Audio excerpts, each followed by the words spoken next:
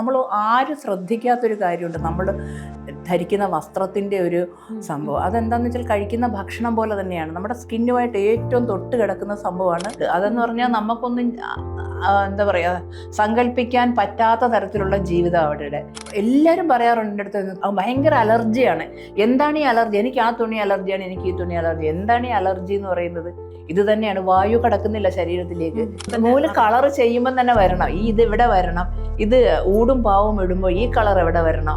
അപ്പോൾ same time അവർ കലാകാരന്മാരുമാണ്, മാത്തമെറ്റീഷ്യൻസുമാണ്. കസ്റ്റമേഴ്സിനോട് എനിക്ക് ഇപ്പോഴും പറയാനുള്ളത്, നിങ്ങൾക്ക് കഴിയുമെങ്കിൽ അത് നിങ്ങൾ ഇങ്ങനെയുള്ള സാരികൾ, ഇങ്ങനെയുള്ള തുണികൾ നിങ്ങൾ മാക്സിമം വാങ്ങിക്കണം. അന്ന് ബ്രിട്ടീഷുകാരെന്താ ചെയ്തതെന്ന് വെച്ചാൽ ഇവരുടെയൊക്കെ കൈ വെട്ടിക്കളഞ്ഞു. ഇന്ന് അറിഞ്ഞൂടാ ആ തുണി എങ്ങനെയാണ് ഉണ്ടാക്കിയതെന്ന് ഇന്ന് ആർക്കും അറിയില്ല.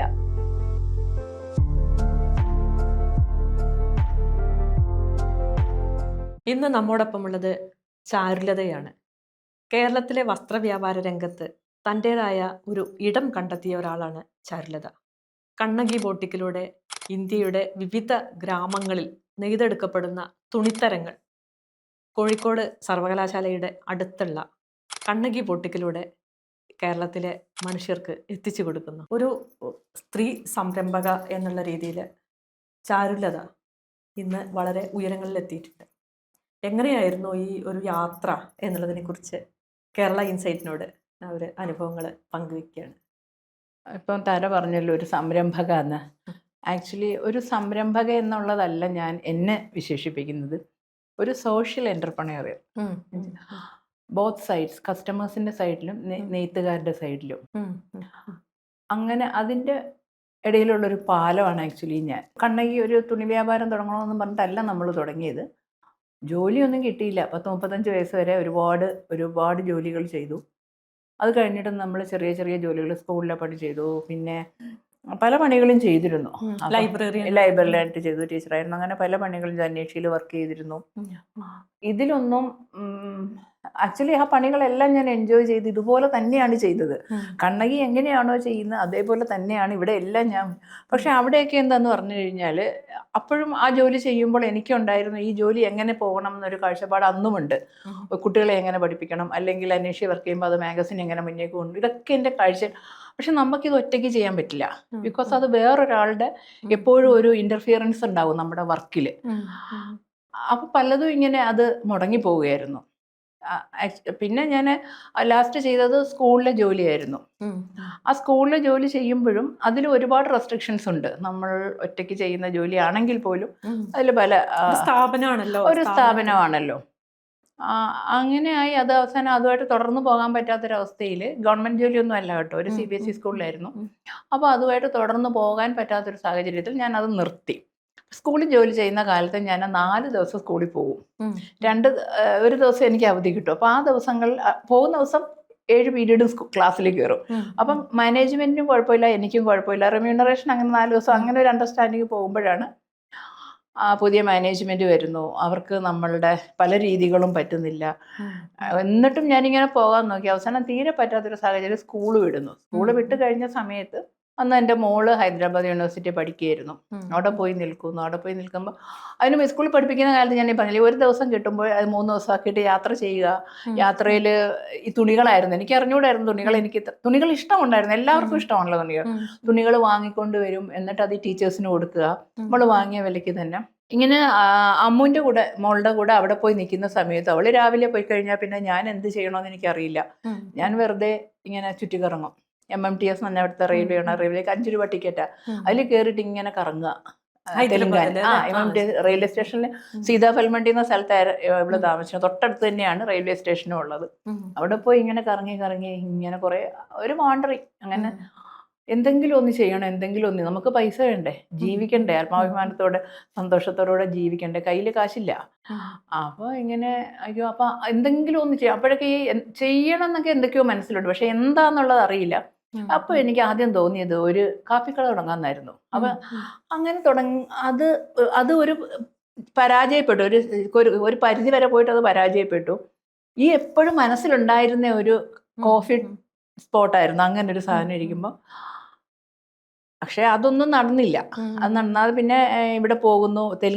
പോച്ചമ്പള്ളി എന്ന് പറയുന്ന ഒരു സ്ഥലം തെലുങ്കാനയിലുണ്ടെന്നും ആകെ അറിയാവുന്ന ഒരു വസ്ത്രം എന്ന് പറയുന്നത് അന്ന് പോച്ചമ്പള്ളി ഇക്കത്തെന്ന് കേട്ടിട്ടുണ്ട്, അത് ഭയങ്കര സംഭവമാണെന്നും അത് നെയ്തുണ്ടാക്കുന്ന കാര്യങ്ങളാണെന്നും ഒക്കെ കേട്ടു. അങ്ങനെ ഒരിക്കൽ പോച്ചമ്പള്ളിയിൽ പോകുന്നു. പോച്ചമ്പള്ളിയിൽ പോകുമ്പോഴും അവിടെ ആദ്യം നെയ്ത്തുകാരുടെ അടുത്തേക്ക് പോകാൻ നമുക്ക് കഴിഞ്ഞിട്ടില്ല, അവിടെ കടകളിലൊക്കെ പോയിട്ടും. പക്ഷേ അവിടെ പോകുമ്പോൾ ആ തുണിയുടെ ഒരു പ്രത്യേകതയുണ്ട്, അതെന്തോ അറിയാതെ നമ്മളിലേക്ക് വരുന്നുണ്ടായിരുന്നിരിക്കണം. പിന്നീട് എങ്ങനെയാണ് ഈ സംരംഭത്തിലേക്ക് എത്തിയെന്ന് പറഞ്ഞു കഴിഞ്ഞാൽ എനിക്ക് അറിഞ്ഞൂടാ അത് കൃത്യമായിട്ട് ഓർത്തു പറയാനൊന്നും. എങ്ങനെയൊക്കെയോ എത്തിപ്പോയി. അത് ഈ പറഞ്ഞ മാതിരി ഒരു നിയോഗമൊന്നും ഇപ്പം എനിക്ക് തോന്നുന്നത്. ഇപ്പോൾ ശരിക്കും പറഞ്ഞാൽ ചാരു സൂചിപ്പിച്ച പോലെ ഈ ഇന്ത്യയുടെ വിവിധ ഗ്രാമങ്ങളിൽ, വിവിധ സ്റ്റേറ്റുകളിലെ വിവിധ ഗ്രാമങ്ങളിൽ നെയ്തുകൊണ്ടിരിക്കുന്ന തുണികൾ ഇവിടെ കാലിക്കറ്റ് യൂണിവേഴ്സിറ്റിയുടെ പരിസരത്ത് ഒരു ഷോപ്പിൽ ശരിക്കും പറഞ്ഞാൽ ഇന്ത്യയിലെ വിവിധ ഗ്രാമങ്ങളിലെ തുണികൾ ഒരു സ്ഥലത്ത് മലയാളികൾക്ക് വാങ്ങാൻ പറ്റുന്നു, അല്ലെങ്കിൽ ഇത് താല്പര്യമുള്ള ആൾക്കാർക്ക് എത്തുന്നു. അതിപ്പോ മേധാദീദിയുടെ അല്ലെ സാരികള് എനിക്ക് തോന്നുന്നു അതാണ് ഒരു അധികം അറിയപ്പെടാൻ തുടങ്ങിയ ഒരു സന്ദർഭം തോന്നുന്നു. അപ്പൊ അങ്ങനെ ഒരു രീതിയിൽ കൊണ്ടുവരുമ്പോ ഈ നെയ്ത്തുകാരെ നമുക്കറിയാം, എല്ലാ ഉൽപ്പന്നങ്ങളും ഉണ്ടാക്കുന്ന കൃഷിക്കാരാണെങ്കിലും മറ്റ് ഏത് മേഖലയാണെങ്കിലും കഷ്ടപ്പെട്ട് അത് ഉണ്ടാക്കുന്ന ആൾക്കാർക്ക് ശരിക്കും പറഞ്ഞാൽ അതിന്റെ അത് മാർക്കറ്റിൽ എത്തുമ്പോൾ ഉണ്ടാവുന്ന ഒരു വാല്യൂ ഉണ്ട് അതിന്റെ. ശരിക്കും ആ വാല്യൂ, അവരുടെ അധ്വാനവും ഈ മാർക്കറ്റ് വാല്യൂയും തമ്മിലുള്ള ഒരു ഡിഫറൻസ് വളരെ വലിയ ഡിഫറൻസ് ആണ്. അത് കുറയ്ക്കാൻ കഴിയുന്നുണ്ടോ, അല്ലെങ്കിൽ എങ്ങനെയാണ് അത് അവർക്ക് ഒരു സന്തോഷകരമാവുന്ന ഒരു പൈസ അവരുടെ ഉൽപ്പന്നങ്ങൾ കൊടുക്കാൻ കഴിയുന്നുണ്ട്? എങ്ങനെയാണ് തുണികൾ വാങ്ങുമ്പോൾ ആ ഒരു കൺസെപ്റ്റ് എങ്ങനെയാണ് അതിൽ? എനിക്കിത് തുടങ്ങി ഇങ്ങനെ കുറച്ച് കഴിയുമ്പോൾ തന്നെ ഉണ്ടായിരുന്നു. എനിക്ക് ഈ നെയ്ത്തുകാരുടെ അടുത്ത് നമ്മൾ സാറ് പറഞ്ഞ പോലെ തന്നെ ഇതെങ്ങനെയാണ് ഇവരെ ഒന്ന് സഹായിക്കാൻ സാധിക്കുക, നമ്മൾ അറിയാതെ തന്നെ ഈ ഇതിൻ്റെ തുണിയുടെ വില എന്താണെന്നൊന്നും എനിക്കും അറിയില്ല.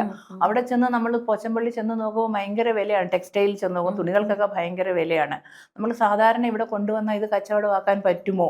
ഇതൊന്നും പറ്റില്ല. അങ്ങനെ പിന്നീട് ഇത് സൂചിപ്പിച്ച പോലെ തന്നെ മേധാദീദി, അതാണ് ശരിക്കും പറഞ്ഞാൽ കണ്ണകി ഒന്ന് പുറത്തേക്ക് വരുന്ന പുറത്തേക്ക് വരുന്ന സംഭവം. അപ്പോൾ അത് നമ്മുടെ സുഹൃത്തായ CR നീലകണ്ഠൻ, അന്ന് അദ്ദേഹം ദീദിയെ അവിടെ വെച്ചിട്ട് കാണുകയും, തിരുവനന്തപുരത്ത് വെച്ചിട്ട് ഒരുപാട് പ്രാവശ്യം പറഞ്ഞാണ്, എന്നാലും വീണ്ടും പറയുകയാണ്, അവിടെ വെച്ച് കാണുകയും അതിൽ നിന്ന് ഞാൻ ഇങ്ങനെ സംരംഭം തുടങ്ങുന്ന അദ്ദേഹത്തിന് അറിയാം. അപ്പോൾ എന്നോട് ചോദിച്ചു, ചാരു ഇങ്ങനെ കുറച്ച് സാരികൾ ദീദി, അത് ഏറ്റവും എടുത്ത് പറയേണ്ട കാര്യം കോവിഡ് കഴിഞ്ഞ കാലമായിരുന്നു. അപ്പോൾ ഈ സാരികൾ മുഴുവൻ കെട്ടിക്കിടക്കുക, അത്രയും കാലത്തെ സാരികൾ മുഴുവൻ കെട്ടിക്കിടന്ന് ദ്രവിക്കുകയാണ്. ഇപ്പോഴും നർമ്മദാ സാരികൾ എന്ന് പറഞ്ഞ് നമ്മൾ കൊടുക്കുന്ന ഇന്നും അന്ന് ആൾക്കാർ വാങ്ങിച്ചുകൊണ്ടിരിക്കുകയാണ്. അതിൻ്റെ ഒരു സോഫ്റ്റ്നെസ് ഉണ്ട്, അതിൻ്റെ ഒരു സംഭവം ഉണ്ട്. ഇത് വാങ്ങുന്നവർക്കറിയാം. ഇപ്പം കണ്ണകിയുടെ ഒരു കസ്റ്റമർക്ക് ചിലപ്പോൾ ഒരു 3-4 നർമ്മദാ സാരി ഉണ്ടാകും. CR പറയുകയാണ് 2 സാരി എനിക്ക് കൊടുത്തയക്കുന്നു. ഞാൻ ഭയങ്കര സന്തോഷം, ഞാൻ പറഞ്ഞു തരൂ, ഞാൻ വിൽക്കാമെന്ന് പറഞ്ഞു. 2 സാരി മേധാദീദിയുടെ കൊടുത്തയക്കുന്നു. അത് നമ്മൾ ഈ 2 സാരി അപ്പോൾ തന്നെ വിറ്റുപോകുന്നു. അതിനുശേഷം എന്ന് പറഞ്ഞു കഴിഞ്ഞാൽ ഒരൊറ്റ ദിവസം കൊണ്ട് കൊണ്ടുവരുന്ന സാരികൾ മുഴുവൻ പിന്നെ നേരിട്ടായി. ആദ്യം ഈ നർമ്മദാ ബച്ചാവൻ ആന്തോളന്റെ പ്രവർത്തകരായിരുന്നു. ഈ നെയ്ത്തുകാർക്ക് അറിയില്ല ഇതെങ്ങനെ, എവിടെയോ ഒക്കെ പോയിട്ട് അവര് ഇത് ചെയ്യേണ്ടത്. ഞാനവിടെ പോയിട്ടുണ്ട്. അതെന്ന് പറഞ്ഞാൽ നമുക്കൊന്നും എന്താ പറയുക, സങ്കല്പിക്കാൻ പറ്റാത്ത തരത്തിലുള്ള ജീവിതം അവിടെ. ഒരു ടിൻ ഹൗസ് എന്ന് പറയും, നമ്മുടെ ഈ മേലെ ഇടുന്ന ഇതുണ്ടല്ലോ, ആസ്ബസ്റ്റേഴ്സ്, അതിലാണ് അവർ താമസിക്കുന്നത്. 4 ചുമരും അതിലൊരു ഫാമിലി മുഴുവൻ എന്ന് പറയുമ്പോൾ അച്ഛൻ, അമ്മ, ഹസ്ബൻഡ്, വൈഫ്, മക്കള്. ചിലപ്പോൾ അച്ഛൻ അവിടെ തീരുകയാണ് അവരുടെ ജീവിതം. അങ്ങനെ ജീവിക്കുന്ന അവർ അത് ഒരുപാട് കാര്യമുണ്ട്. നർമ്മദാ ബച്ചാവൻ ആന്തോളൻ, അതിൻ്റെ അണക്കെട്ടിൽ വെള്ളം പൊങ്ങുന്നു, അവിടുന്ന് അവർ അങ്ങോട്ട് മാറുന്നു. അങ്ങനെ ആ ഒരു അവിടുന്നുള്ള നെയ്ത്തുകാരുടെ അടുത്തു നിന്നാണ് നമുക്ക് ആദ്യമായിട്ട് വലിയ കാര്യമായിട്ട് കൊണ്ടുവരുന്നത് അല്ലേ? ആദ്യമായിട്ട്. അപ്പം അവർക്ക് ഭയങ്കര ഒരു സംഭവമായി ഇത്. അത് അവിടുന്ന് നേരിട്ട് അവർ എത്രയോ ദൂരം പോയിട്ട് ഇത് അയക്കുന്നു, പിന്നെ നമുക്ക് കിട്ടുന്നു. അപ്പോഴും പൈസ അവർക്ക് വളരെ കുറവാണ് കിട്ടുന്നത്. പക്ഷെ ഈ ചെയ്യുന്നതൊക്കെ ഇവരുടെ പ്രവർത്തകരായതുകൊണ്ട് തന്നെ അവർ കഷ്ടപ്പെടുന്നുണ്ട്. അന്ന് ഒരു പൈസ പോലും എടുക്കാതെ ഞാൻ മുഴുവൻ പൈസയും ഇവർക്ക് കൊടുക്കുകയായിരുന്നു ആദ്യകാലത്ത് ചെയ്തുകൊണ്ടിരുന്നത്. അത് ഒരുപാട് കാലം അങ്ങനെ ചെയ്തു. അത് കഴിഞ്ഞപ്പം പിന്നെ ദീദി തന്നെ എന്നോട് പറഞ്ഞു, കുറച്ച് ചാരു പൈസയും കൂടി എടുക്കണം, എന്നാലേ ഞങ്ങൾക്ക് നിലനിൽക്കാൻ പറ്റുള്ളൂ. പിന്നെ ഇപ്പം ഞാൻ ചെറിയൊരു ലാഭം എടുത്തിട്ട് തന്നെയാണ് ചെയ്യുന്നത്. പക്ഷെ അതെനിക്ക് ഭയങ്കര സന്തോഷമാണ്. ഇന്ന് അവിടുന്ന് തുണികൾ കിട്ടുക എന്ന് പറയും. പിന്നെ ഇപ്പോൾ അന്ന് കോട്ടൺ തുണികൾ മാത്രമായിരുന്നു, ഇപ്പൊ സിൽക്ക് തുണികൾ ഉണ്ടാക്കാൻ തുടങ്ങി. പല തരത്തിലുള്ള തുണികൾ, സാരികൾ അവരുണ്ടാക്കാൻ തുടങ്ങി. Maheshwari silk, Dolo silk, Chanderi silk, ഇതൊക്കെ നമുക്കിപ്പോൾ അവിടുന്ന് വരുന്നുണ്ട്. അതാണ് ഒരു കാര്യം. പിന്നെ വേറൊരു കാര്യം എന്ന് വെച്ചാൽ ഞാൻ എൻ്റെ ബിസിനസ്സിൽ ഏറ്റവും അധികം ശ്രദ്ധിച്ചിരുന്നത്, എനിക്ക് താരെ ഇങ്ങനെ ഒരു വരാൻ പറയുമ്പോൾ എനിക്ക് പറയാൻ ഉള്ളത്, ആൾക്കാരോട് പറയാനുള്ളൊരു കാര്യമുണ്ട്. ഇപ്പം ഞാൻ ഏറ്റവും അധികം ശ്രദ്ധിക്കുന്നത് എൻ്റെ പ്രോഡക്ട്സിൻ്റെ ഒരു ക്വാളിറ്റി ഉണ്ട്. ക്വാളിറ്റി എന്ന് പറയുമ്പോൾ അത് നാച്ചുറൽ ഡൈയും പരുത്തി തുണിയായിരിക്കണം. ബിക്കോസ് എന്താണെന്ന് പറയുമ്പോൾ നമ്മൾ ആരും ശ്രദ്ധിക്കാത്തൊരു കാര്യമുണ്ട്, നമ്മൾ ധരിക്കുന്ന വസ്ത്രത്തിൻ്റെ ഒരു സംഭവം. അതെന്താണെന്ന് വെച്ചാൽ കഴിക്കുന്ന ഭക്ഷണം പോലെ തന്നെയാണ്, നമ്മുടെ സ്കിന്നുമായിട്ട് ഏറ്റവും തൊട്ട് കിടക്കുന്ന സംഭവമാണ് ഈ വസ്ത്രം എന്ന് പറയുന്നത്. പക്ഷേ ഈ വസ്ത്രം എന്ന് പറയുന്ന ഇന്ന് മാർക്കറ്റിലുള്ള ഒരു 99% എന്ന് പറഞ്ഞ പോലെ കെമിക്കലും നൈലക്സ് നൂലും ചേർത്താണ്, സിന്തറ്റിക് നൂലും ചേർത്താണ്. ഇതെന്താ പറയുന്നതെന്ന് പറഞ്ഞു കഴിഞ്ഞാൽ ഇത് ഭയങ്കരമായിട്ട് വിലയിലും ഡിഫറൻസ് ഉണ്ടാക്കും. ഇപ്പം എനിക്കൊക്കെ ഭയങ്കരമായ ചലഞ്ച് ഉണ്ടാക്കുന്ന എന്താന്ന് പറഞ്ഞു കഴിഞ്ഞാൽ, നമ്മളുടെ ഇതേ തുണി തന്നെ, ഇതേ പ്രിന്റ് തന്നെ മാർക്കറ്റിൽ വേറെ കിട്ടും. ഇപ്പം ഞാൻ 300 രൂപയ്ക്ക് കൊടുക്കുന്ന സാധനം 100 രൂപയ്ക്ക് കിട്ടുമെങ്കിൽ ആൾക്കാർ അങ്ങോട്ട് പോകും. പക്ഷെ ഇതിൻ്റെ പ്രൊഡക്ഷൻ്റെ ഒരു പ്രശ്നമുണ്ട്, അത്രയും സങ്കീർണമായ രീതിയിലൂടെ ഈ ഓരോ തുണിയും വരുന്നത്. പക്ഷെ മറ്റേ തുണികൾ എന്താന്ന് പറഞ്ഞു കഴിഞ്ഞാൽ വർഷങ്ങളോളം ഈ തുണികൾ മണ്ണിൽ കിടന്നാൽ ദ്രവിച്ചു പോകുക പോലുമില്ല. അത് എന്താ അങ്ങനെ തന്നെ കിടക്കുകയാണ്. അതുപോലെ തന്നെ ഈ തുണികൾ അലക്കുന്ന സമയത്തും ഇതിൽ നിന്ന് ഈ പ്ലാസ്റ്റിക്കാണ്, അത് ഈ പിന്നെ കല്ലിലിട്ടിട്ടോ ഈ അങ്ങനെ ആ പൊതുവായ കുളിക്കുന്ന സ്ഥലങ്ങളിലൊക്കെ ഇട്ട് ഇത് ആ മീനുകളിലോ അതിലുള്ള ജീവികൾ ഭക്ഷിക്കുകയാണ്, അവർക്ക് പ്രശ്നം ഉണ്ടാകുകയാണ്. ഇത് നമ്മളറിയാതെ നമ്മൾ ഭക്ഷിക്കുന്നത്, ഇത് ഇൻഡയറക്റ്റ്ലി ഭയങ്കരമായ പ്രശ്നങ്ങൾ ഉണ്ടാക്കുന്ന സംഭവമാണ് ഇത് വരുന്നത്. അപ്പോൾ അങ്ങനെ ഒരു സംഭവം ഉണ്ട് തുണികളുടെ കാര്യത്തിൽ. അത് പക്ഷെ ഇപ്പൊ കുറെ പേര് അവെയറാകും കേട്ടോ. പിന്നെ മാത്രമല്ല, സ്ത്രീകളെ സംബന്ധിച്ചിടത്തോളം അവർക്ക് ഏറ്റവും പ്രശ്നം എന്ന് വെച്ചാൽ സ്കിന്നിന്റെ പ്രശ്നമാണ്. അവർക്ക് എല്ലാവരും പറയാറുണ്ട് എൻ്റെ അടുത്ത്, ഭയങ്കര അലർജിയാണ്. എന്താണ് ഈ അലർജി? എനിക്ക് ആ തുണി അലർജിയാണ്, എനിക്ക് ഈ തുണി അലർജി. എന്താണ് ഈ അലർജി എന്ന് പറയുന്നത്? ഇത് തന്നെയാണ്, വായു കടക്കുന്നില്ല ശരീരത്തിലേക്ക്. ഈ പ്ലാസ്റ്റിക് ഇട്ട് തേച്ച് വെച്ച പോലത്തുള്ള സാധനം അത് പിന്നെ ശരീരത്തിനുള്ളിലേക്ക് വായു സഞ്ചാരം ഇല്ല. നമ്മുടെ തുണികൾ ഒരിക്കലും അങ്ങനെയില്ല. ഒരു തുണി പോലും കണ്ണകിയിൽ സിന്തറ്റിക് ചേർത്തില്ല, എല്ലാം നാച്ചുറൽ ഡൈയും പരുത്തിയാണ്. പിന്നെ ഇത് നമ്മൾ പൂർണ്ണമായിട്ടും തള്ളിക്കളയല്ല കേട്ടോ. ആധുനിക ലോകത്ത് ഇത് വേണ്ടി വരും, ഇത് പൂർണ്ണമായിട്ടും നമുക്ക് അങ്ങനെ ജീവിക്കാനും പറ്റില്ല. പക്ഷെ കഴിയുന്നത്ര ആൾക്കാർ ഇത്തരം തുണികൾ കണ്ണകിൽ നിന്ന് വാങ്ങിക്കണമെന്നല്ല, ഇത്തരം തുണികൾ നിങ്ങൾ വാങ്ങിക്കണം. ബിക്കോസ് ഇത് പ്രകൃതിക്ക് വളരെയേറെ ബുദ്ധിമുട്ടുണ്ടാക്കിക്കൊണ്ടിരിക്കുകയാണ് ഈ തുണികൾ. അത് നമ്മൾ ഒരു ദിവസം കൊണ്ട് ഇപ്പം നമുക്കറിയാം, നമ്മൾ ഇന്ന് ഓർഡർ കൊടുത്താൽ നാളേക്ക് ഒരു 50 സാരി കിട്ടും. അതെങ്ങനെയാണ് ഈ 50 സാരി? ലാർജ് സ്കെയിൽ പ്രൊഡക്ഷൻ സാധ്യമേ അല്ല നാച്ചുറൽ ഡൈയും പ്യുവർ പരുത്തിയിലും. എനിക്കിപ്പോൾ ഒരു 5 സാരി കിട്ടണമെങ്കിൽ ഒരാഴ്ച വേണ്ടി വരും. അപ്പം ബൾക്ക് ഓർഡർ ഒന്നും നമുക്ക് പറ്റില്ല. ബൾക്ക് ഓർഡറായിട്ട് വരുന്ന തുണി പിന്നെ ഇത് ലാർജ് സ്കെയിൽ പ്രൊഡക്ഷൻ ഒന്നും പറ്റില്ല. അങ്ങനെ ചെയ്യുന്നത് ഇങ്ങനെയുള്ളതുമായിരിക്കും. പിന്നെ ഇതിനും പുറമെ ഇപ്പോൾ നമുക്കറിയാം, നമ്മളൊരു തുണി ഇപ്പോൾ 80 രൂപയുടെ ഒരു തുണി വാങ്ങുകയാണെങ്കിൽ എന്തായാലും ഒരു മിനിമം ഒരു 10 ഉറുപ്പ്യെങ്കിലും ഈ പരുത്തി കൃഷിക്കാരൻ്റെ കയ്യിലേക്ക് പോകലും പരുത്തി കൃഷി ചെയ്യുന്ന ഒരാളുടെ കയ്യിലേക്ക് എത്തും എന്നുള്ളൊരു. ഞാൻ മുമ്പേ ഇപ്പം ഖാദി തുണി എടുക്കുമ്പോൾ ഖാദി ഇത് മാത്രം ഉപയോഗിക്കുന്ന ഒരു കാലമൊക്കെ ഉണ്ടായിരുന്നു എനിക്ക്. ഇപ്പോൾ അതൊന്നൊക്കെ മാറി. പക്ഷെ എന്നാലും അന്നൊക്കെ ഞാൻ പറഞ്ഞിരുന്നത്, വാശി പിടിച്ചിട്ട് അത് ഇടുന്നത്, ഞാൻ ഈ തുണി വാങ്ങുമ്പോൾ ഇതിൻ്റെ ഇത്ര ഉറുപ്പിക്ക് തുണി വാങ്ങുമ്പോൾ ഇതിൻ്റെ ഒരു 20% അല്ലെങ്കിൽ ഒരു 10% മിനിമം പരുത്തി കൃഷിക്കാരനെ എത്തും. അവര് സൂസൈഡ് ചെയ്യുന്ന ഒരു കാലത്താണല്ലോ നമ്മള്. ഇപ്പൊ അതിന് ആ ഒരു നിലയ്ക്ക് നമ്മള് കുറച്ചെങ്കിലും പരുത്തി കൃഷിക്കാരന്റെ വീട്ടിലേക്ക് ഈ പൈസ അവരുടെ കയ്യിലേക്ക് എത്തും എന്നുള്ളൊരു കൺസെപ്റ്റും കൂടി ഒരു കോട്ടൺ തുണി വാങ്ങുമ്പോൾ നമ്മുടെയൊക്കെ ഉള്ളിലുണ്ട്. അപ്പൊ അത് മുന്നോട്ട് വെക്കുന്ന ഒരു പൊളിറ്റിക്സ് എന്ന് പറയുന്നത് വളരെ അതെന്താ പറഞ്ഞു കഴിഞ്ഞാൽ, നമ്മളിത് ഇപ്പം കണ്ണകിയിൽ നിന്ന് ഞാൻ തുണികൾ വാങ്ങിക്കുമ്പോൾ ഉള്ള കാര്യം എന്ന് വെച്ചാൽ, എനിക്ക് മാനുഫാക്ചറേഴ്സിന് ഡയറക്റ്റ്ലി കിട്ടുകയാണ്. ബംഗാളിൽ ഇപ്പോൾ ഒരു പിന്നെ സമുദ്രഘട്ട് ആണെങ്കിലും ശരി, ധന്യകാളി ആണെങ്കിലും ശരി, അവിടെയൊക്കെ മാനുഫാക്ചറേഴ്സ് നമുക്ക് നേരിട്ട് തരുക. അപ്പോൾ അവിടെ നിങ്ങൾക്ക് എന്ത് വിലയ്ക്ക് കിട്ടുന്നോ ആ വിലയ്ക്ക് കണ്ണകിയിൽ കിട്ടും. പക്ഷെ അവിടെ കിട്ടുന്ന വിലയും നല്ല വിലയായിരിക്കും. ഈ തുണിയുടെ ക്വാളിറ്റി അതാണ്. ആ ഒരു രാഷ്ട്രീയം മനസ്സിലാക്കി. ഇപ്പം എന്ന് വെച്ചാൽ മലയാളികൾക്ക് ഒരുപാട് പേർക്ക് നല്ല തുണികൾ വാങ്ങിക്കാനുള്ള സാമ്പത്തിക അവസ്ഥയുണ്ട്. പക്ഷെ നമ്മളുടെ ഒരു രാഷ്ട്രീയം കൂടി നമ്മൾ ഇതിൽ കാണണം. നിങ്ങളിത് അവസാനത്തെ കണ്ണിയാണ്, കസ്റ്റമർ എന്ന് പറയുന്നത് ഇതിന്റെ അവസാനത്തെ കണ്ണിയാണ്.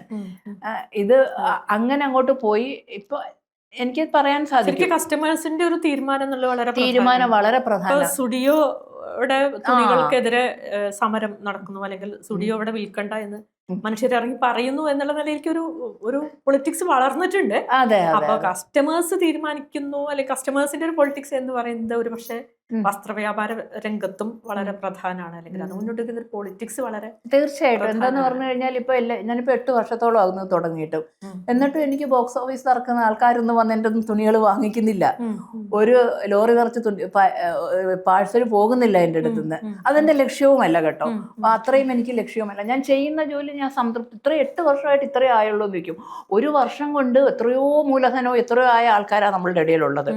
അതൊന്നും എന്നെ അലട്ടുന്നില്ല. പക്ഷെ ഞാൻ ചെയ്യുന്ന ജോലി വളരെ മനോഹരമായിട്ട്, വളരെ മനോഹരമായ ജോലിയാണ് കേട്ടോ. ഓരോ തുണിയും എൻ്റെ അടുത്ത് വരുമ്പോൾ എനിക്കൊരു ചെടി വരുന്നത് പോലെയോ, അതുപോലെ തന്നെ ഞാൻ ഈ റണ്ണിങ് മെറ്റീരിയൽ ആൾക്കാർ ചോദിക്കുമ്പോൾ ഞാൻ അവർക്ക് കൃത്യമേ കൊടുക്കുകയുള്ളൂ. നിങ്ങൾ അധികം വാങ്ങരുത്, ഇത് മുറിച്ച് കളയരുത്, ഇത് ഉണ്ടാക്കുന്നതിന് പിന്നിൽ ഒരുപാട് തികയണ്ടല്ലോ, കുറച്ച് അല്ല അധികമായിക്കോട്ടെ, ഇത് അധികമായാലും കുഴപ്പമില്ല. അങ്ങനെയും ഞാൻ പറയും, നിങ്ങൾ എത്ര ഉണ്ട് അവരുടെ നോക്കി കൃത്യമായിട്ട് ഞാൻ കൊടുക്കുകയുള്ളൂ. ഈ തുണികൾ വെട്ടിക്കളയാനും പാടില്ല, ഇതിന്റെ പിന്നിലൊരു അധ്വാനം ഉണ്ട്. അത് തുന്നക്കാരാണേലും ശരി, ആ 2.5 മീറ്റർ എടുത്തോളൂ. എത്ര ചെറിയ ആള് ചുരിദാർ തുന്നാൻ ചെന്നാലും 2.5 മീറ്റർ എടുത്തോളൂ എന്ന് പറയും. ഞാൻ പറയും വേണ്ട, നിങ്ങൾക്ക് 2.30 മതി, 2 മീറ്റർ മതി. അല്ല, തുന്നക്കാരെ സമ്മതിക്കില്ല. ഞാൻ പറഞ്ഞു നിങ്ങൾ പറയണ്ട, ഇത് മതിയാകും. എന്നാൽ നമ്മുടെ തുണികൾ നല്ല വിട്ടുള്ള തുണികളുമാണ്.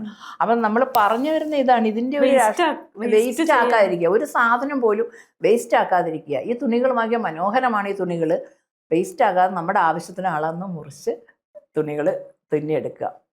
എങ്ങനെയാണ് ഇപ്പൊ ഇനിയിപ്പോ കണ്ണകി ഇപ്പോ യൂണിവേഴ്സിറ്റിയാണ്, ഇനിയിപ്പോ അത് വേറെ എവിടേക്കെങ്കിലും വ്യാപിപ്പിക്കാൻ ഉദ്ദേശമുണ്ടോ, അല്ലെങ്കിൽ അങ്ങനത്തെ വല്ല പദ്ധതികളും? ഇല്ല, അങ്ങനത്തെ പദ്ധതികളൊന്നും ഇപ്പോഴില്ല. വേണ്ടവർ കണ്ണകിയിൽ വരട്ടെ. എല്ലാവരും പറയാറുണ്ട് അവിടെ തുടങ്ങിക്കൂടെ ഇവിടെ തുടങ്ങിക്കൂടെ എന്നൊക്കെ പറയാറുണ്ട്. പക്ഷെ ഞാൻ ഇതെന്ന് പറഞ്ഞു കഴിഞ്ഞാൽ ഒരു മൂലധനം ഉണ്ടാക്കി ഓരോ സ്ഥലത്ത് ബ്രാഞ്ച് ഉണ്ടാക്കി അങ്ങനെ ഒരു സംഭവമേ എനിക്കില്ല. വേണ്ടവർ കണ്ണകിയിൽ വന്നോട്ടെ, വാങ്ങിച്ചോട്ടെ, അല്ലെങ്കിൽ ഞാൻ അയച്ചു കൊടുക്കാം. എൻ്റെ വാക്കുകൾ 100% ഓൺലൈൻ പോകുന്നുണ്ട്. ഇപ്പോൾ 2-3-4 മാസമായിട്ടുള്ള ഓൺലൈനിലേക്ക് വന്നിട്ട്. അപ്പോൾ ഇപ്പോഴത്തെ ഒരു സംഭവം അങ്ങനെയാണല്ലോ, ഓൺലൈൻ വന്നപ്പോൾ ഒരു വിധം നന്നായിട്ട് പോകുന്നുണ്ട്. ആൾക്കാർ ഭയങ്കര നല്ല അഭിപ്രായം പറയുന്നുണ്ട്. അതൊക്കെ ഭയങ്കര തിരിച്ചറിയുന്നുണ്ട് ആൾക്കാർ ഈ ഒരു സാധനം. പക്ഷെ അതേസമയം തന്നെ 2 ദിവസം മുന്നേ എൻ്റെ അടുത്തൊരു കസ്റ്റമർ വളരെ, എനിക്കിപ്പം ഒരു തുണിയുടെ വില, അജ്രക് തുണിയുടെ വില 330 എന്ന് പറയുന്ന സമയത്ത് അദ്ദേഹം പറഞ്ഞു 100 രൂപയ്ക്ക് എനിക്ക് തുണി കിട്ടും. പിന്നെ ശരിയാണ്, 100 രൂപയ്ക്ക് തുണി കിട്ടും. അപ്പം അവിടെ ഞാൻ എന്ത് ചെയ്യും? അതേപോലെ തന്നെ എൻ്റെ അതേ പ്രിന്റ് തന്നെ 100 രൂപയ്ക്ക് കൊടുക്കുന്നുണ്ട്.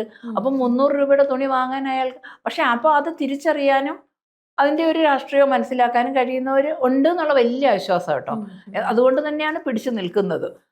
നമ്മളൊരു ചെറിയ ലാഭത്തിന് വേണ്ടി, ചെറിയൊരു അസൗകര്യങ്ങൾക്ക് വേണ്ടി കസ്റ്റമേഴ്സ് ഇങ്ങനെയുള്ള പ്രോഡക്റ്റ്സിൻ്റെ പുറകിന് പോകരുത് എന്നുള്ളതാണ് എനിക്ക് പറയാനുള്ളത്. ഇത് വലിയൊരു മാത്രമല്ല, ഈ തുണി നിർമ്മാണം എന്ന് പറയുമ്പോൾ ഞാൻ പല പ്രാവശ്യം എഴുതിയതാണ്, എന്നാലും ഞാൻ പറയുകയാണ്. ഇപ്പോൾ ഇക്കത്തെന്ന് പറഞ്ഞൊരു മെറ്റീരിയൽ ഉണ്ട്.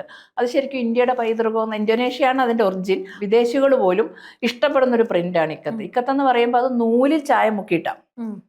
ഈ തുണിയുടെ ഒരു പ്രത്യേകത എന്ന് പറഞ്ഞു കഴിഞ്ഞാൽ ഈ ഇക്കത്ത് നൂലിൽ ചായ മുക്കും, എന്നിട്ട് അത് നെയ്യും. അപ്പൊ അതെന്ന് പറഞ്ഞാൽ അത് ഒരു ഡിസൈൻ എങ്ങനെ വരണമെന്ന് ഈ കളർ ചെയ്യുമ്പോൾ തന്നെ അറിയണം.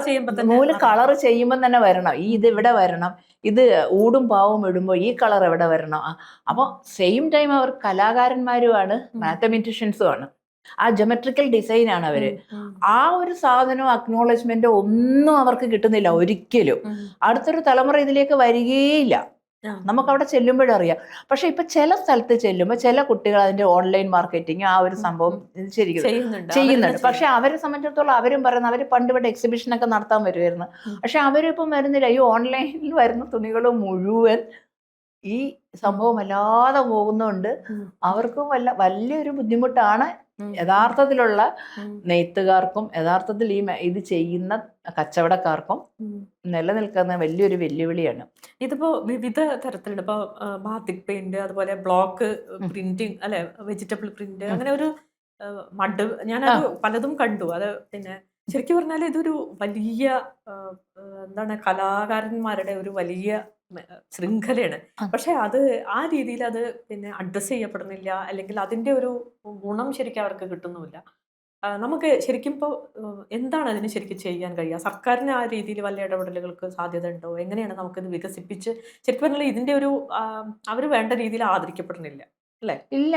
അവരെന്താ നമുക്ക് എന്താ ചെയ്യേണ്ടതെന്ന് നമുക്കറിയില്ല. എനിക്കറിയില്ല അതെന്ത് ചെയ്യണം, സർക്കാരിന് വല്ലതും ചെയ്യാൻ പറ്റുമോ അതൊന്നും നമുക്ക് അറിഞ്ഞൂടാ. നമുക്കൊന്നും ചെയ്യാനും പറ്റില്ല. വലിയ കലാകാരന്മാരാണ് അവര്. ഞാൻ വലിയ പലപ്പോഴും കലാകാരന്മാരാ. ശരിക്കും എന്താന്ന് അവര് പറഞ്ഞു പ്രിന്റ് കഴിഞ്ഞാൽ ചെയ്യുന്ന ഞാൻ കണ്ടു. ആ പ്രിന്റ് ചെയ്യുന്നതൊക്കെ എത്രമാത്രം. അതെന്ന് വെച്ചാൽ ഈ ബ്ലോക്ക് പ്രിന്റ് എന്ന് പറയുന്ന സംഭവം ഈ തടിയാണ്. യൂഷ്വലി ആ തേക്കായിരിക്കും. ഈ തേക്കിൽ ഈ ഡിസൈൻ കൊത്തിയെടുക്കണം. കൊത്തിയെടുത്തിട്ട് അത് ഡൈയിൽ മുക്കി 3 പ്രാവശ്യം ഇങ്ങോട്ട് 3 പ്രാവശ്യം അതിന്റെ ഓരോ രീതികളുണ്ട്. അത്ര പിന്നെ അതേപോലെ തന്നെ ഇപ്പൊ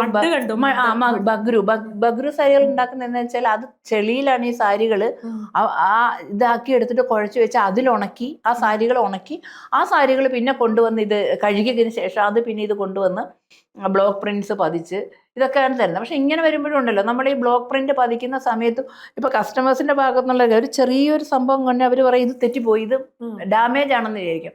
പക്ഷെ അപ്പൊ എനിക്ക് കസ്റ്റമേഴ്സിനോട് പറയാനുള്ളൊരു കാര്യം എന്താ, ഇത് കാണുന്നവരോട് പറയാനുള്ളൊരു കാര്യം എന്താന്ന് പറഞ്ഞു കഴിഞ്ഞാൽ, നിങ്ങൾ ഇങ്ങനെ കാണുന്നുണ്ടെങ്കിൽ ഒരു പ്രിന്റ് വേറൊരിടത്തുനിന്ന് പ്രിന്റ് മാറിയിരുന്ന് കാണുന്നുണ്ടെങ്കിൽ നിങ്ങളത് മനസ്സിലാക്കണം. അതൊരു മനുഷ്യന്റെ കൈയുടെ അധ്വാനമാണ്, ഒരു മനുഷ്യന്റെ അധ്വാനം, ഒരു മനുഷ്യന്റെ സ്പർശമാണത്. കുഞ്ഞിപ്പിഴകൾ വരും. അത് പ്രിന്റ് ചെയ്യുന്ന കാര്യങ്ങൾക്കുണ്ടാവില്ല. പ്രിന്റ് ചെയ്താൽ അത് കൃത്യമായിട്ട് പോകും, അതിലൊരു ഇതും ഉണ്ടാവില്ല. പക്ഷെ മനുഷ്യന്മാർ ചെയ്യുമ്പോൾ ഇത്തിരി അങ്ങോട്ടും ഇങ്ങോട്ടും മാറിപ്പോകും.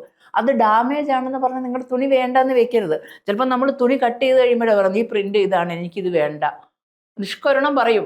ആ 2.5 മീറ്റർ പിന്നെ ഞാൻ എന്ത് ചെയ്യും, ഒരാൾക്ക് മുറിച്ചതാണ്. പക്ഷെ അവർ പറയും ഇത് ഡാമേജ്. പക്ഷെ അത് ഡാമേജ് അല്ല, അതൊരു കലാകാരന്റെ കൈയുടെ ഇതാണ്.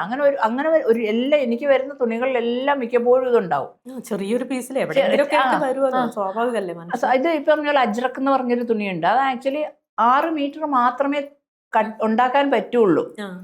നമ്മളിപ്പം വലിയ തുണിക്കടകളിലൊക്കെ ചെല്ലുമ്പോൾ 10-20 മീറ്റർ ഇങ്ങനെ മടക്കി വെച്ചിരിക്കുന്നത് കാണാം.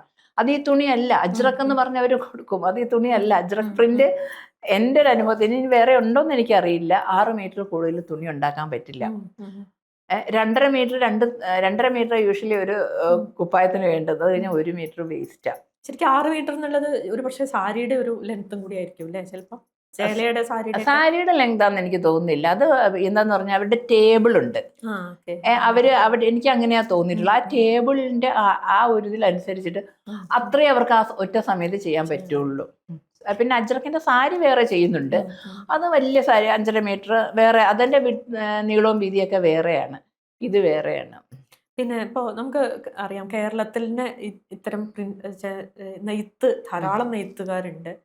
പിന്നെ അതുപോലെ ഖാദി മേഖലയിൽ ചെയ്യുന്ന, സ്വകാര്യമായിട്ട് ചെയ്യുന്ന ഒരുപാട് പേര് നൂൽപ്പും കാര്യങ്ങളൊക്കെ ചെയ്യുന്നുണ്ട്.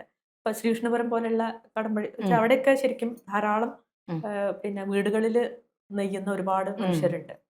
അപ്പോൾ അവര് എങ്ങനെയാണ്, അവരുടെയൊക്കെ അടുത്ത് ചാരു എത്തുന്നുണ്ടോ? അവരുടെ പ്രോഡക്റ്റ് കേരളത്തിലുള്ള നെയ്ത്തുകാരുടെ വസ്ത്രങ്ങൾ അല്ലെങ്കിൽ അവർ ചെയ്യുന്ന സാധനങ്ങൾ ചാരു കണ്ണകിയിലേക്ക് എത്തിക്കുന്നുണ്ടോ? എങ്ങനെയാണ് അതിന്റെ ഒരു? അല്ല, ആക്ച്വലി എന്താ, 2 പ്രാവശ്യമാണ് കണ്ണകി കേരളത്തിലെ നെയ്ത്തുകാരുടെ അടുത്തേക്ക് പോകുന്നത്. ഒന്ന് വിഷുവിനും ഒന്ന് ഓണത്തിനും. അത് ഒന്നാമത് എന്താന്ന് പറഞ്ഞു കഴിഞ്ഞാൽ, നമ്മളുടെ ഇവിടെ എനിക്ക് പലയിടത്തും പലരും എന്നോടും ചോദിച്ചിട്ടുള്ള കാര്യമാണ് ഇവിടെ നിന്ന് കൊണ്ടുവച്ചുകൂടെയെന്ന്. അതിൽ 2 കാര്യമുള്ളത്. ഇപ്പം ഇവിടുന്ന് നമ്മൾ സാരി വാങ്ങിക്കുമ്പോൾ ഒരിക്കലും അവർക്ക് വില കുറച്ചിട്ട് നമുക്ക് തരാൻ പറ്റുന്നില്ല. 2000 രൂപയുടെ സാരി എന്ന് വെച്ചാൽ ഒരു നല്ലൊരു സാരിക്ക് കേരളത്തിൽ 2000 രൂപ കൊടുക്കണം. അത് 2000 രൂപയുടെ സാരി ഞാൻ എത്ര രൂപയ്ക്ക് വിൽക്കും? ആഫ്റ്റർ ഓൾ ഇതൊരു ബിസിനസ്സാണ്. ഞങ്ങൾ കുറേ മനുഷ്യർ ഇതിലൂടെ ജീവിക്കുന്നുണ്ട്. അപ്പം പക്ഷേ സെയിം ടൈം ഈ സാരിക്ക് ആ ഡിമാൻഡും വരുന്നില്ല കേരളത്തിൽ. ഈ സാരി കേരളത്തിലുള്ളവർക്ക് വേറെ സ്ഥലത്ത് നിന്ന് കിട്ടുന്നുണ്ടാവും, അവർക്ക് അവിടെ പോയി വാങ്ങിക്കാം. അപ്പോഴെൻ്റെ അടുത്ത് വന്ന് ഞാനിത് കൊണ്ടുവന്ന് വെച്ചാലും എനിക്കത് മാർക്കറ്റില്ല. പല പ്രാവശ്യം ഞാൻ ശ്രമിച്ചു, അപ്പോൾ അത് തീരെ പോകുന്നില്ല. പക്ഷേ നല്ല തുണിയാണ്. ഇവിടെ കുത്താമ്പള്ളി അവിടെ അവര് പിന്നെ ഇപ്പൊ ഭയങ്കര കൊമേഴ്സ്യലായിട്ട് ഭയങ്കര ഡെവലപ്ഡ് ആയി. കുത്താമ്പള്ളി ഭയങ്കര ഡെവലപ്ഡ് ആയിപ്പോയി. അതിന്റെ അത് വാണിജ്യ കമ്പോളത്തിൽ നല്ലോണം നിൽക്കുകയാണ്. അതല്ല ശരിക്കും കേരളത്തിലെ നെയ്ത്തുകാര് ഞാൻ പറയുന്നു അവിടെ ഇവിടേക്കുള്ള ഈ എന്താ പറയാ കരിമ്പുഴയൊക്കെ സൂപ്പറാണ്. അവിടെ ഞാൻ പോയിട്ട് അങ്ങനെ ശരിക്കും പറഞ്ഞാൽ ഇപ്പൊ മാർക്കറ്റിലൊന്നും വരുന്നില്ല ഇങ്ങനത്തെ പ്രോഡക്റ്റ്. ഇപ്പോഴും നമ്മൾ മാർക്കറ്റിൽ വരുന്നില്ല. എനിക്ക് ഏറ്റവും പ്രശ്നം തോന്നിയത് എന്താ വെച്ചാൽ, നമ്മളിപ്പോ കരിമ്പുഴ പോയിട്ട് ഞങ്ങള് കരിമ്പുഴ പോയിട്ട് വാങ്ങാൻ ഉദ്ദേശിക്കുന്നത് ശരിക്കും പറഞ്ഞാൽ അവിടുത്തെ നെയ്ത്തുകാരുടെ പ്രോഡക്റ്റ് ആണ്. പക്ഷെ അവിടുത്തെ ഷോപ്പുകളിൽ പലപ്പോഴും കരിമ്പുഴയുള്ള നെയ്ത്തുകാരുടെ പിന്നെ പ്രോഡക്റ്റ് എന്ന് പറഞ്ഞിട്ട് അവർ വിൽക്കുന്നത് പലതും മിക്സ് ആയിട്ടുള്ള പല സാധനങ്ങളാണ്. അപ്പൊ നമ്മളെ സംബന്ധിച്ചോളം എന്ന് വെച്ചാൽ ഒരു ശരിക്കുള്ള ഒരു കസ്റ്റമറെ സംബന്ധിച്ചിടത്തോളം അവിടെ പോകുമ്പോൾ യഥാർത്ഥ നെയ്ത്തുകാരന്റെ തുണി അല്ലെങ്കിൽ അവിടെ നെയ്യുന്ന കരിമ്പഴ നെയ്യുന്ന തുണിയല്ല കരിമ്പഴയുള്ള കടകളിൽ പലപ്പോഴും നമുക്ക് ഒരു വിഷമം ഉണ്ടായിരുന്നു. അത് ഞാൻ പറയാതിരുന്നാണ്. എന്താന്ന് പറഞ്ഞു കഴിഞ്ഞാല് കേരളത്തിൽ നിന്ന് നമുക്ക് യഥാർത്ഥ കൈത്തറി കിട്ടില്ല. ഇപ്പം നമ്മൾ തേച്ച് മിനുക്കി നല്ല നൈസായിട്ട് എടുക്കും. ഇപ്പം ഭയങ്കരമായിട്ടുള്ള സാരി, മൽമൽ സാരി ഉണ്ടോ, മൽ സാരി ചോദിച്ചിട്ട് വരും. ഭയങ്കര വില കുറഞ്ഞാണ് അത്. നല്ല ലാർജ് സ്കെയിൽ പ്രൊഡക്ഷൻ ഇങ്ങനെ ഉണ്ട് താനും. പക്ഷെ യഥാർത്ഥ മൽ കോട്ടൺ എന്ന് പറയുമ്പോൾ കണ്ണകിയിലുള്ളത് മലായി കോട്ടൺ എന്നാണ് ഞങ്ങൾ. മലായി എന്ന് വെച്ചാൽ വെണ്ണ. അതെന്ന് പറഞ്ഞാൽ വെണ്ണ പോലെ ഇരിക്കും. ആ സാരി ഇങ്ങനെ കയ്യിലെടുത്തിട്ട് കസ്റ്റമേഴ്സ് പറയും ഇതൊരു സാരിയാണോ ചോദിക്കും. അങ്ങനെയാണ് ആ സാരി ഇരിക്കുന്നത്. പക്ഷെ നമ്മളുടെ ഇവിടെ ഉള്ള സാധനം ഒരു പ്രാവശ്യം വെള്ളത്തിൽ മുക്കിക്കഴിഞ്ഞാൽ കഴിഞ്ഞു. ഈ പോളിസ്റ്റർ നൂലുകൾ നൈസാക്കി നല്ല പ്രിന്റും ചെയ്ത് സൂപ്പറാക്കി കൊണ്ടുവരും. വില വളരെ കുറവായിരിക്കും. ഇവിടെയാണ് നമ്മൾ പിടിച്ചു നിൽക്കേണ്ടത്. ഇവിടെ കേരളത്തിൽ യഥാർത്ഥ നെയ്ത്തുകാരന് പ്രശ്നമാണ്. അവര് കമ്പൽഡ് ആകാതെ നിർബന്ധിതരാകാം വേറെ സ്ഥലത്തേക്ക് പോകാൻ. അല്ല, അവർക്ക് കിട്ടുന്നില്ല. നമുക്കറിയാം നെയ്ത്തുകാരുടെ ജീവിതം. ഇപ്പൊ എന്റെയൊക്കെ കുട്ടിക്കാലത്ത് അവിടെയൊക്കെ തുണി അവിടെ നിന്നുള്ള ആൾക്കാർ കൊണ്ടുവരാറുണ്ടായിരുന്നു. അവരുടെ ജീവിതം അത്തരം വീടുകളിലൊക്കെ ഇപ്പോഴും അവര് ദുരിത ജീവിതം തന്നെയാണ്. അവർക്ക് യാതൊരു ഗുണവുമില്ല. പക്ഷെ അല്ലാതെയുള്ള അവിടെ കുറെ പിന്നെ കച്ചവടക്കാരൊക്കെ ഉണ്ട്. അവരൊക്കെ നല്ല നിലയിൽ ജീവിച്ചു പോകുന്നു. അങ്ങനത്തെ ഒരു അവസ്ഥ. ശരിക്കും പറഞ്ഞാൽ കേരളത്തിലെ നെയ്ത്തുകാര് വലിയ ചൂഷണത്തിന് വിധേയ ആവുന്നുണ്ട്.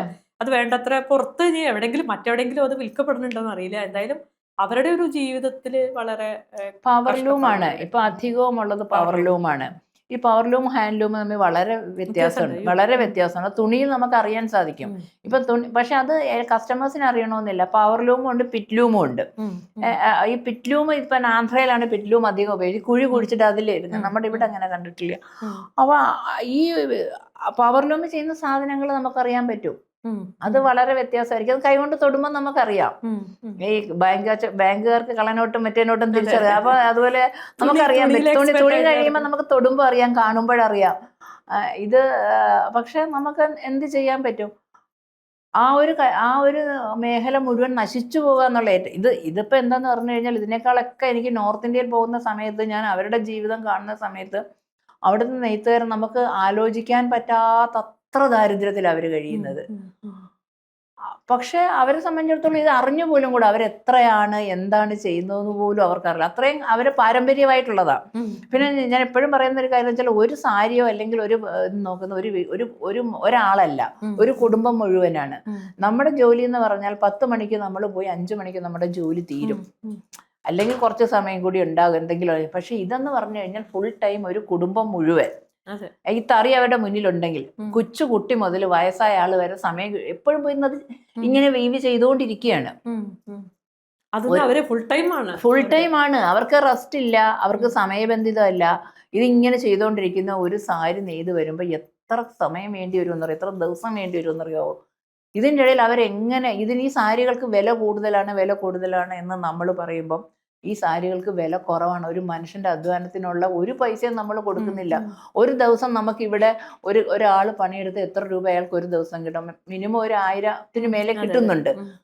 ഈ ഒരു കുടുംബം മുഴുവൻ പണിയെടുത്താലേ, ഒരു 4 ദിവസം പണിയെടുത്താലേ ഒരു സാരി ഉണ്ടാവുന്നേ. അതിനാണ് 2000 ഒക്കെ കിട്ടുന്നത്. അതിന് എത്ര ഇപ്പൊ ഞാൻ പറയട്ടെ, ഇപ്പൊ ഞാൻ കൊടുക്കുന്ന ഒരു സാരിക്ക്, പോച്ചമ്പള്ളി സാരി എന്ന് പറയുമ്പോൾ ഒരു 3000 above ആണ് കൊടുക്കുന്നത്. ഞാനും ഒരു ലാഭം എടുത്തിട്ട് തന്നെയാണ് കൊടുക്കുന്നത്. പക്ഷെ ആ തുടക്കത്തിൽ ആ ഒരു സാരി എത്ര ദിവസം എടുത്ത സാരിയാണെന്ന് അറിയാമോ? അതിൽ അയാൾക്ക് എത്ര പൈസ കിട്ടി? ആ കുടുംബത്തിന് എത്ര പൈസ കിട്ടി? ഒരു മനുഷ്യനല്ല, ആ കുടുംബത്തിന് എത്ര പൈസ കിട്ടി? അതാണ് നമ്മൾ ആലോചിക്കേണ്ടത്. അത് എന്താന്ന് പറഞ്ഞാൽ കസ്റ്റമേഴ്സിനോട് എനിക്ക് ഇപ്പോഴും പറയാനുള്ളത്, നിങ്ങൾക്ക് കഴിയുന്നവരാണ് കേരളത്തിലെ വലിയൊരു കസ്റ്റമേഴ്സ്. അത് നിങ്ങൾ ഇങ്ങനെയുള്ള സാരികൾ, ഇങ്ങനെയുള്ള തുണികൾ നിങ്ങൾ മാക്സിമം വാങ്ങിക്കണം. അത് 2 രീതിയിൽ. ഒന്ന് മനുഷ്യനെ നിലനിർത്തി, ഒരു ഇന്ത്യയുടെ ഗ്രാമങ്ങളിലുള്ള ഒരുപാട് മനുഷ്യരെ നിലനിർത്താൻ. പിന്നെ മറ്റൊന്ന് മണ്ണിനെ നിലനിർത്താൻ, പ്രകൃതിയെ, പിന്നെ നിങ്ങളുടെ ശരീരത്തിനെയും. ആഫ്റ്റർ ഓൾ നമ്മൾ നമ്മുടെ ശരീരത്തിനെ സംരക്ഷിക്കും, നമ്മൾ കേടുകൂടാതിരിക്കാൻ അതിനും ഏറ്റവും പ്രധാനമാണ് ഈ തുണികൾ. ഇന്ത്യയില് ബ്രിട്ടീഷുകാർ വരുന്നതിന് മുമ്പ് നമ്പർ 1 ആണ്. ഇന്ത്യ 1ാമതായിരുന്നു പരുത്തി ഉൽപ്പാദനത്തിൽ.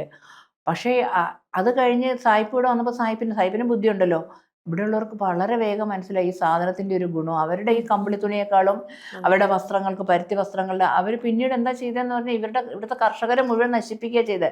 നെയ്ത്തുകാർ, ഇൻഡിഗോ റെവല്യൂഷൻ പറഞ്ഞൊരു റെവല്യൂഷൻ തന്നെയുണ്ട് ഇന്ത്യയുടെ ചരിത്രത്തിൽ. ഇൻഡിഗോ കളർ എന്ന് പറഞ്ഞാൽ വളരെ ഏറ്റവും പോസിറ്റീവായിട്ടുള്ളൊരു കളറാണത്. ആ കളറ് അങ്ങനത്തെ അവരുടെ മേൽ അവർക്ക് താങ്ങാൻ പറ്റാവുന്നതിലധികം നികുതി ചുമത്തിയിട്ട് അവർക്ക് അമിതഭാരമാക്കി ഏറ്റവും ദരിദ്രരും ഏറ്റവും കഷ്ടപ്പെടുന്ന ആൾക്കാരുമായി തീരുന്നു നെയ്ത്തുകാർ. പക്ഷെ ഒരു കാലത്ത് നമ്മുടെ നെയ്ത്തുകാരെന്ന് പറഞ്ഞാൽ ഏറ്റവും ബ്യൂട്ടിഫുൾ ആയിട്ട് ജീവിച്ചവരാണ്. ഏറ്റവും മനോഹരമായ ജീവിതം നയിച്ചവർക്ക് പിന്നീട് ജീവിക്കാൻ വയ്യാതായി. പക്ഷെ അത് തായ്പിൻ്റെ കാലത്തെ കാര്യങ്ങൾ. പക്ഷെ ഇത്ര കാലം കഴിഞ്ഞിട്ടും നെയ്ത്തുകാർ ഇന്നും ആ ലെവലിൽ തന്നെയാണ് നിൽക്കുന്നത്. അവർക്ക് ഒരു പുരോഗമനവും ഉണ്ടായില്ല. ഇവിടെ എത്രയോ വർഷങ്ങളായി നമ്മുടെ കയ്യിൽ ഭരണം കിട്ടിയിട്ട് ബാക്കി എല്ലാ മേഖലയും വളരുന്നുണ്ട്. പക്ഷെ എന്ത് തന്നെ ആവുമ്പോഴും ഇനിയുള്ള കാലത്ത് എന്തെന്ന് പറഞ്ഞു കഴിഞ്ഞാൽ നമ്മൾ ഈ ഒരു കാര്യം മനസ്സിലാക്കി നമ്മൾ സംരക്ഷിച്ചില്ലെങ്കിൽ അത് കസ്റ്റമേഴ്സ്, ഗവൺമെൻറ് എത്രത്തോളം ചെയ്യുമെന്നുള്ള എനിക്ക് അറിഞ്ഞുകൂടാ, അവർക്ക് എത്ര അറിയില്ല എനിക്ക്. പക്ഷേ കസ്റ്റമേഴ്സ് അത് തിരിച്ചറിഞ്ഞ്, ഇതിൻ്റെ ഒരു രാഷ്ട്രീയം തിരിച്ചറിഞ്ഞ്, നമ്മുടെ ഒരു പൈതൃകം തിരിച്ചറിഞ്ഞ് ഭാരതം നമ്മൾ പറഞ്ഞാൽ പോരാ, ഇതിനെ സംരക്ഷിച്ച് നിർത്തണമെങ്കിൽ ഇങ്ങനെ കുറേ കൃഷിക്കാരും ഇങ്ങനെ കുറേ നെയ്ത്തുകാരും ഉണ്ട്. ഇന്ത്യയിലെ എല്ലാ വിപ്ലവങ്ങളും തുടങ്ങുന്നുണ്ടല്ലോ തുണിൽ മില്ലിൽ നിന്നാണ്. അതറിയോ? Industrial revolution. അങ്ങനെയുള്ള എന്ന് വെച്ചാൽ കേരളത്തിൽ ശരിക്കും പറഞ്ഞാല് കോഴിക്കോട്, നമ്മള് കോഴിക്കോട് ഇരിക്കുന്നത് ഈ കോൺട്രസ്റ്റില് തുണി, പിന്നെ എന്താ പറയാ, തുണി നൂല് അവിടെയുള്ള ജീവനക്കാരെ സംഘടിപ്പിച്ചുകൊണ്ടായിരുന്നു കൃഷ്ണപിള്ള അടക്കം ഈ ഒരു അങ്ങനെ ഉണ്ടല്ലോ. അതെ. ഗാന്ധിജി പറഞ്ഞ എന്താ, വിദേശ വസ്ത്രങ്ങൾ ഉപേക്ഷിക്കുന്നുണ്ട് കത്തിച്ചല്ലേ. അത് അന്ന് മുതലേ നമ്മൾ ഇതിൽ അവെയർ ആണ്, നമ്മൾക്ക് അറിയാം ഈ സാധനം. പക്ഷെ നമ്മളെപ്പോഴും ഇത് വല്ലാത്ത കുറച്ചൊക്കെ അത് വേണം. കംപ്ലീറ്റ് നമുക്ക് അതൊന്നും ഒഴിവാക്കി ജീവിക്കാനൊന്നും പറ്റില്ല. പക്ഷെ നമ്മൾ ഇത് വളരെ ശ്രദ്ധിച്ച് ചെയ്തില്ലെങ്കിൽ അടുത്തൊരു തലമുറ നമ്മളിങ്ങനെ ഇത്ര മനോഹരം എന്നൊക്കെ പറയുന്ന തുണികൾ നമുക്കില്ലാതായി പോവുക ചെയ്യുക. അവരുടെ നെക്സ്റ്റ് ജനറേഷൻ അത് ഏറ്റെടുക്കുന്ന നിലയിലേക്ക് ഇല്ല. ഇപ്പൊ എന്താന്ന് പറഞ്ഞു കഴിഞ്ഞാൽ ഇന്ത്യയില് സിൽക്ക് റൂട്ട് എന്ന് പറഞ്ഞൊരു ചൈനയുടെ ആ ഭാഗത്തേക്കുണ്ട്. ഇപ്പോഴും ചരിത്രത്തിൽ ഇപ്പോഴും ആ സ്ഥലത്തിന് അങ്ങനെ അറിയുന്നത്. ആലോചിച്ച് എത്ര മനോഹരമായ ഒരു സംഭവം അത്. ഇപ്പോഴും ആ സ്ഥലം സിൽക്ക് റൂട്ട്, ഇന്ത്യയിൽ നിന്ന് സിൽക്ക് കടത്തിക്കൊണ്ടുപോയ സംഗതികളാണ്. പക്ഷെ അന്ന് അത് ചെയ്തിരുന്നത്, അമ്മയൊക്കെ പറഞ്ഞിട്ടുള്ള അറിവാണ്, ഈ നഖം വളർത്തിയിട്ട് ആ നെയ്ത്തുകാർ നഖത്തിൽ തുളയിട്ടിട്ട് അങ്ങനെയാണ് ഈ നൂല് നെയ്തുന്നത്. ഇപ്പം ഞാൻ കാഞ്ചീപുരത്ത് പോകുമ്പോൾ ആദ്യമായിട്ടാണ് ഞാൻ സിൽക്ക് നൂല് കാണുന്നത്. ഇതുവരെ കോട്ടൺ നൂലുകളത്. സിൽക്ക് നൂലെന്ന് പറഞ്ഞാൽ നമ്മുടെ കൈ കൊണ്ടില്ലേ നമുക്കിങ്ങനെ കാണാൻ പറ്റില്ല ഒരു നൂല്. അത്രയും ഇതായിട്ടുള്ള നൂലാണ് അവരിങ്ങനെ വളരെ കൃത്യമായിട്ട് എടുത്തിട്ട് തറിയിലിട്ടിട്ട് സാരിയായിട്ട് വരുന്നത്. അത്രയും മൈന്യൂട്ടായിട്ടുള്ള, അത്രയും നൈസായിട്ടുള്ള സാധനമാണ് സിൽക്ക് എന്ന് പറയുന്നത്. ആ സിൽക്ക് ഭാരതത്തിൻ്റെ സിൽക്കായിരുന്നു. ഭാരതത്തിന് മാത്രം ഉണ്ടായിരുന്ന ഒരു സാധനമായിരുന്നു. അന്ന് ബ്രിട്ടീഷുകാരെന്താ ചെയ്തതെന്ന് വെച്ചാൽ ഇവരുടെയൊക്കെ കൈ വെട്ടിക്കളഞ്ഞു. ഇന്ന് അറിഞ്ഞൂടാ ആ തുണി എങ്ങനെയാണ് ഉണ്ടാക്കിയതെന്ന് ഇന്ന് ആർക്കും അറിയില്ല. അന്ന് അവരുടെ മുഴുവൻ കൈ വെട്ടിക്കളഞ്ഞു. അത് ഇപ്പോൾ കൈ വെട്ടുന്നില്ലെങ്കിൽ തല വെട്ടുന്ന പോലുള്ള കാര്യമാണ് ഇപ്പം നമ്മൾ കണ്ടുകൊണ്ടിരിക്കുന്നത്. അവരത്രയും ദാരിദ്ര്യത്തിലും അത്രയും കഷ്ടപ്പാടിലുമാണ്. അതൊക്കെ വിട്ടുകളയാം, നമുക്ക് അതിൻ്റെ കഷ്ടപ്പാടും ഒക്കെ വിട്ടുകളയാം. പക്ഷെ നമ്മുടെ ഒരു പൈതൃകം ഉണ്ടല്ലോ, അതിൻ്റെ ഒരു സംഗതി ഇല്ലാതായി പോവുകയല്ലേ. അത് സംരക്ഷിക്കേണ്ടത് കസ്റ്റമേഴ്സിൻ്റെ ഒരു കടമയാണ് എന്നുള്ളത് തന്നെ എനിക്ക് പറയാനുള്ളത്. തീർച്ചയായിട്ടും ചാരുവിൻ്റെ ഈ ഒരു സംരംഭം എന്ന് തന്നെ ഞാൻ പിന്നെയും പറയുന്നു. എന്തായാലും അത് പിന്നെ ഇനിയും കൂടുതൽ ഉയരങ്ങളിലേക്ക് എത്തട്ടെ. മാത്രമല്ല ഈ ഒരു രീതിയിൽ ഒരു തൊഴിൽ ചെയ്യാൻ തീരുമാനിക്കുമ്പോൾ അത് ഇന്ത്യയിലെ ഗ്രാമങ്ങളിലെ മനുഷ്യരെ അവരുടെയും കൂടെ ഒരു മുന്നോട്ട് വരവിന് വേണ്ടി ആവണം എന്നാലോചിക്കുന്ന ആ ഒരു രാഷ്ട്രീയം കേരളത്തിലെ മനുഷ്യരെ തിരിച്ചറിയട്ടെ. ഈ മേഖലയിലേക്ക് കൂടുതൽ ആൾക്കാർക്ക് കടന്നു വരാൻ കഴിയട്ടെ. അതുപോലെ നമ്മളുടെ പൈതൃകം സംരക്ഷിക്കപ്പെടട്ടെ. തീർച്ചയായിട്ടും എല്ലാവിധ ഭാവുകങ്ങളും ആശംസിക്കുന്നു. കേരള ഇൻസൈറ്റിനോട് ഇത്രയും കാര്യങ്ങൾ പങ്കുവച്ചതിൽ നന്ദി. എനിക്ക് ഒരുപാട് സന്തോഷമുണ്ട്. ബിക്കോസ് എനിക്ക് ഇത്രയും പറയാൻ കഴിഞ്ഞു. എത്രത്തോളം എനിക്ക് പറഞ്ഞു ഫലിപ്പിക്കാൻ പറ്റിയെന്ന് അറിഞ്ഞില്ല. പക്ഷെ എന്നാലും പറയാൻ കഴിഞ്ഞു എന്നുള്ളത് വലിയൊരു സന്തോഷം തന്നെയാണ്. Thank you.